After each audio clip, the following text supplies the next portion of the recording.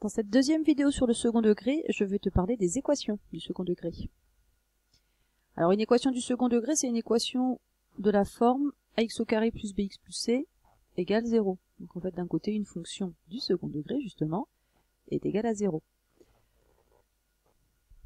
Et on a donc un petit théorème qui nous dit qu'en fait le nombre de solutions de ce style d'équation dépend du signe d'un certain nombre qu'on appelle delta, le triangle là, et ce nombre delta, il est égal à b carré moins 4ac.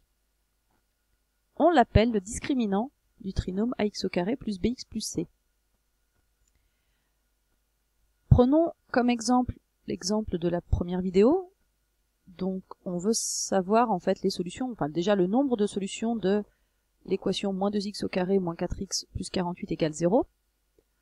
On avait déjà dit que a valait moins 2, que b valait moins 4 et que c valait 48. On veut donc calculer ce nombre delta. Donc cette formule, la delta égale b carré moins 4ac, il va falloir la prendre par cœur. Une fois que tu l'as, bah c'est comme ton abscisse du sommet là, de la parabole, la moins b sur 2a, tu la prends par cœur et tu l'appliques. Autrement dit là, le b qui valait moins 4, il va falloir le mettre au carré. Comme d'habitude, c'est tout le b qui doit être au carré, donc absolument des parenthèses, attention. Là c'est des fois, hein, c'est moins 4 fois a fois c, autrement dit le a vaut 2, le c vaut 48, ça fait donc moins 4 au carré, moins 4 fois moins 2 fois 48. Au total ça donne 16 plus 384, c'est-à-dire 400. Donc là on est content, on se dit d'accord, on a calculé delta, et alors on a dit que c'est le signe de ce nombre-là qui va faire que le nombre de solutions de mon équation va différer en fait d'un cas sur l'autre. Et c'est là donc on a un joli tableau qui nous donne justement les trois cas possibles. Soit ce nombre delta qu'on vient de calculer va être positif, soit il va être négatif, soit il va être nul. Donc on va voir en fait ces trois cas-là. Dans le cas où il est positif, eh bien l'équation ax au carré plus bx plus c égale 0 aura deux solutions distinctes, autrement dit deux solutions qui ne seront pas les mêmes. Et on a des formules pour les calculer.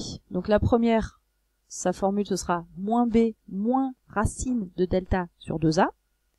Et la deuxième solution, c'est quasi la même chose, à la seule petite différence qu'au lieu du moins ici, on met un plus. Donc voilà, une fois que tu en as appris une, l'autre, c'est pas plus compliqué. Donc moins b moins racine de delta sur 2a et moins b plus racine de delta sur 2a. Tu fais attention, au moins il est au-dessus de la barre de fraction. Donc ça, c'est la façon de calculer tes solutions une fois que tu sais que ton delta est supérieur à 0. Si delta est égal à 0, cette fois-ci, eh bien on n'aura qu'une seule solution, qu'on appellera solution double en fait. Et cette solution, elle sera égale à moins b sur 2a. Celle-là, on la notera x0 généralement. Bon, ça dépendra des exercices, mais sinon la plupart du temps, ce sera comme ça qu'on l'appellera. En fait, si tu regardes un petit peu ce qui s'est passé, ces deux-là, en fait, c'est comme si, dans le cas où delta égale à 0, c'est comme si on avait pris justement le delta qui valait 0, et on sait que racine de 0 vaut 0, autrement dit, tout ça, ça saute. Pour x1, donc il restera que moins b sur 2a. Et exactement de la même façon, pour x2, il ne restera que moins b sur 2a. Autrement dit, c'est comme si on avait ces deux solutions-là, mais qui n'en forment plus qu'une seule, d'où le nom solution double. Donc en fait, tu vois bien que si tu apprends que ces deux premières solutions, en remplaçant par 0, tu auras quasiment la deuxième partie, le cas où delta sera égal à 0. Bon, c'est quand même plus simple de les apprendre par cœur. Dans le cas où delta est négatif, c'est encore plus simple, on n'aura pas de solution du tout. Ensuite, donc graphiquement, qu'est-ce que ça signifie? C'est les solutions qu'on vient de trouver. Si tu te souviens, ça c'est une sorte de fonction f de x, hein, enfin f de x. Donc on cherche quand est-ce que f de x vaut 0. Autrement dit graphiquement, quand est-ce que, puisque ça on savait que c'était des paraboles graphiquement, quand est-ce que la parabole coupe l'axe des abscisses? Eh bien dans le cas où delta est supérieur à 0, eh bien la courbe coupera deux fois l'axe des abscisses. Et les nombres qu'on va trouver en calculant x1, x2, ce seront les nombres qui seront ici. Alors tu fais attention évidemment, x1 sera des fois plus grand que x2, x2 des fois plus grand que x1. À toi de les mettre évidemment dans le bon ordre. Sur ta courbe en tout cas. Si delta est égal à 0, cette fois-ci, ça veut dire qu'en fait, graphiquement, la parabole elle ne touchera qu'une seule fois l'axe, en x0 justement. Et qu'est-ce qu'on retrouve en fait, quand on observe un peu ce qu'on a? On observe que x0 c'était moins b sur 2a. Et moins b sur 2a c'était qui? Ah oui, c'était l'abscisse du sommet de la parabole. Donc c'est normal, quand la parabole, elle a son sommet qui est sur l'axe, ben son sommet, son abscisse, c'est justement là où la fonction vaut 0. Et dans le cas où delta est négatif, ben en fait la parabole, elle sera complètement au-dessus ou complètement en dessous de l'axe des abscisses. En tout cas, elle ne touchera pas l'axe des abscisses. Et là, ce sera par rapport au fait que la parabole est tournée vers le haut ou vers le bas que elle sera soit au-dessus, soit en dessous. Donc voilà ce tableau que tu dois connaître par cœur.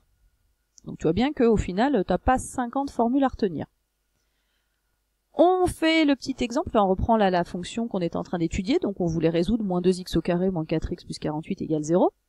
On avait trouvé dans une première partie que delta valait 400, autrement dit qu'il était positif, puisque nous on cherche son signe, on a ces trois cas-là. Ah, il est positif, donc on a deux solutions distinctes pour mon équation. La première, on a dit moins b moins racine de delta sur 2a, on remplace le b par moins 4, le delta par 400, le a par moins 2, on calcule tout ça, ça nous donne 4. On fait la même chose en changeant simplement donc le moins en plus, donc tu vois qu'il n'y a pas grand chose qui change. Ici donc au lieu de moins 20 ce sera plus 20, autrement dit 24 sur moins 4 c'est-à-dire moins 6. Donc ça y est, on vient de trouver les deux solutions de mon équation, et quand on regarde graphiquement ce qu'on vient de trouver, là je viens de tracer la parabole de cette fonction-là, et bien cette parabole coupe bien mon axe des abscisses deux fois, une fois en moins 6, une fois en 4, les deux valeurs qu'on vient de calculer. Et voilà pour les équations du second degré.